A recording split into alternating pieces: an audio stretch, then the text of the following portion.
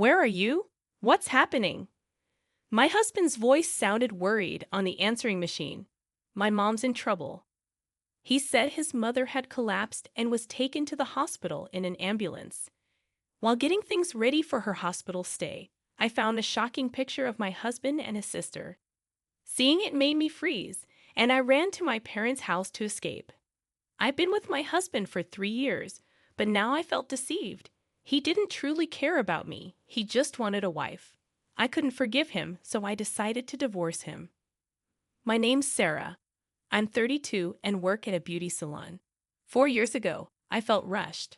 All my friends were getting married, and I wanted to too.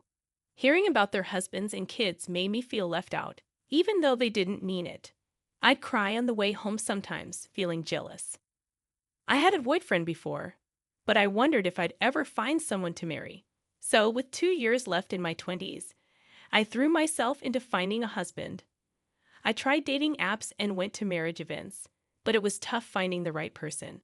The ones I liked weren't interested in getting married, and things never progressed. I wasn't asking for much, just someone to share my life with. I only had friendships and short-lived relationships. Seeing my friends getting married one by one, I decided to join a marriage agency, even though it was pricey. I hope I find someone serious about marriage there. That's when I met Ken, my husband.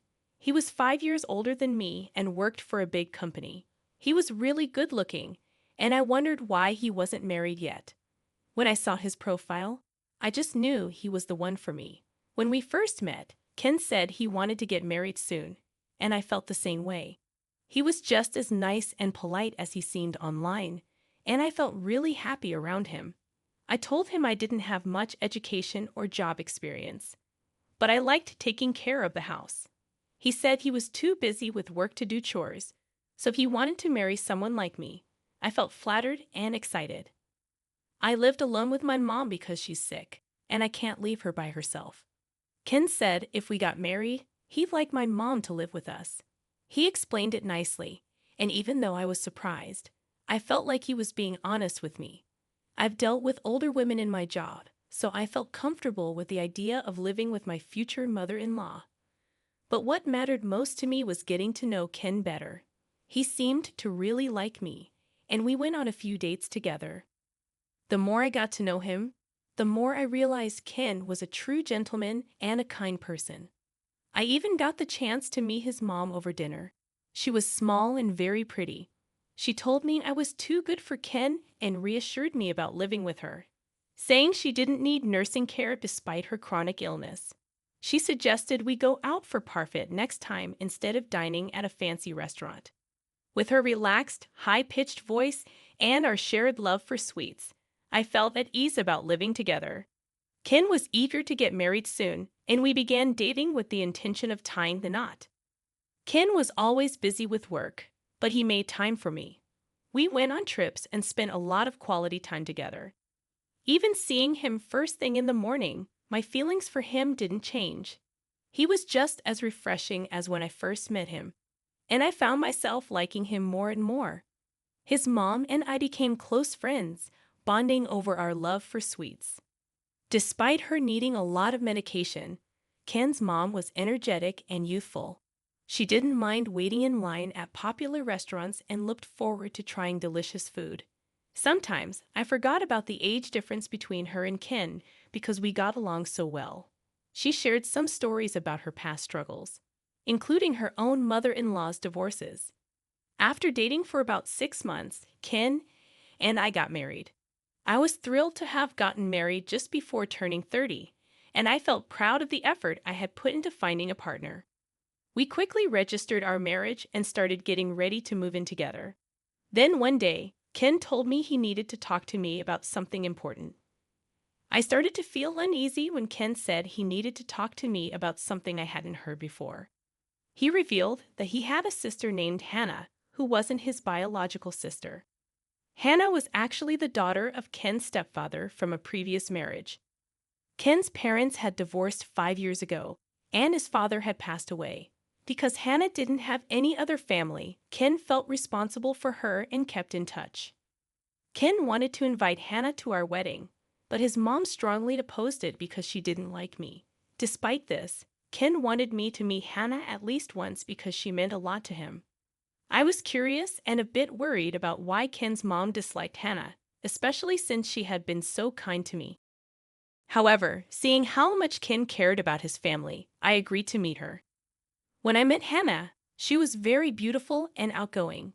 She told me she worked at a bar, and I couldn't understand why Ken's mom didn't like her. She was friendly and made our meeting enjoyable. During our conversation, I nervously asked Hannah about living with Ken when they were younger. They shared funny stories, and it was clear they had a close bond. They seemed like the perfect siblings. As we said goodbye, Hannah apologized for not being able to attend our wedding and wished me well as a wife. On the way home, Ken asked me not to tell his mom about meeting Hannah, as it would only cause more problems. I didn't know the exact reason behind the conflict between my mother-in-law and Hannah, but I felt it wasn't my place to get involved. So I kept my meeting with Hannah to myself and focused on our life together as a family of 3. Ken was still busy with work, often coming home late. On his days off, he'd sometimes take my mother-in-law and me out for meals. We also did household chores together and occasionally enjoyed sweets or watched movies. Overall, things seemed happy, but I did worry about my mother-in-law's health since she sometimes slept all day when she wasn't feeling well. While I was at work, I made sure to keep in touch with her regularly. However, one thing that bothered me was Ken's constant phone use. He was always glued to his phone, even bringing it into the bathroom. At first, I thought he might be addicted to games, but it became concerning when it seemed excessive. Once I tried calling him several times, but his phone was busy the whole time. When he returned home, I mentioned it, but he just said he had received a call from work. Although we had just gotten married, I couldn't shake off the feeling of curiosity and concern about his behavior. I didn't think he was cheating on me, but I couldn't help but wonder. Surprisingly, my mother-in-law didn't seem bothered by his phone habits, considering it normal. One day, I couldn't shake off a bad feeling, so I glanced at Ken's phone screen and noticed he was frequently texting someone. It seemed like they talked often. Another night, Ken came home late, and I couldn't help but wonder who he was texting at such a late hour. Trying to play it off casually, I asked him, "Who do you always talk to in the middle of the night?" After my mother-in-law went to bed, I asked him about it, but he just laughed it off, saying it was his sister. He joked if I suspected him of cheating, and I laughed along, feeling silly for worrying too much. After that, I stopped worrying about his phone habits, even though he was still busy with work and didn't have much time for me. However, I started feeling uneasy about how much time he spent with Hannah. 2 years passed, and life with the 3 of us went smoothly. My mother-in-law and I had a routine of visiting the sweet store together. We shared a close bond, and I never felt awkward about living with her. Ken's work kept him busy, and he continued to be glued to his phone, but I had gotten used to it. Despite some minor complaints, we were a happy family. Ken always made time for family events, like our wedding anniversary and my birthday. Then, one day, my mother-in-law fell sick and spent the day in bed. I checked on her frequently, and in the evening she complained of pain. I quickly called an ambulance, and she was taken to the hospital. Though I was worried, I was relieved to find out her condition wasn't critical. I informed Ken about her hospitalization, and he left work early to join us at the hospital. I decided to go home to pack some things, planning to stay with my mother-in-law at the hospital for a few days. Upon returning home, I went to my mother-in-law's room to gather her insurance card and personal seal. She had mentioned they were in the top drawer, but I couldn't find them there. So I checked the bottom drawer, where I stumbled upon a small box. Thinking it might contain what I was looking for, I opened it, only to find a shockingly large number of photographs inside. As I looked through them, my heart sank. The pictures weren't of Ken and Hannah as siblings, they were of them as lovers. They were holding hands, kissing each other, and the sight made me feel sick to my stomach. I couldn't bear to look at them for long, so I closed the box. The realization hit me hard. Ken had been having an affair with Hannah all this time, and I couldn't believe it. My mind went blank, and the next thing I knew, I was running to my parents' house, clutching the box tightly. At my parents' house, my mother was surprised to see me in such distress. When she saw the contents of the box, she hugged me tightly as I broke down in tears. After a while, when I had calmed down a bit, she asked me if Ken was cheating. I explained to her that the woman in the pictures was Hannah, and the box was found in my mother-in-law's room. I hadn't even told my own mother about having a sister-in-law. I can't continue living with him, I sobbed to my mother. Of course not. You absolutely can't stay with him, she replied firmly, sharing my anger. When I checked my phone, I saw numerous missed calls from Ken and an angry voicemail asking where I was and what I was doing while his mother was in trouble. But after discovering the truth, I couldn't bring myself to respond. I was really upset, but I thought it was strange because I felt like I should be the one who's angry. So, I turned off my phone because just talking about it made me feel sick thinking about the pictures. The next day, I decided to be kind and reach out to him. I said, I need to talk to you tonight. I'll bring my mom along, so please call Hannah. He started talking a lot, saying how relieved he was that Hannah was okay. It annoyed me, so I just said, okay, see you tonight, and hung up. Right after that, I went to see my mother-in-law in the hospital. She looked happy to see me and called my name. I apologized for her feeling sick, but I needed to know the truth. I found a box in her closet and showed it to her. She started crying. She said, Sarah, I'm really sorry. Ken is my ex-husband's stepchild. 5 years ago, they told me they were in love, even though they're not related by blood. They're both my kids. I told them it wasn't right, and Hannah got upset and left. I haven't heard from her since.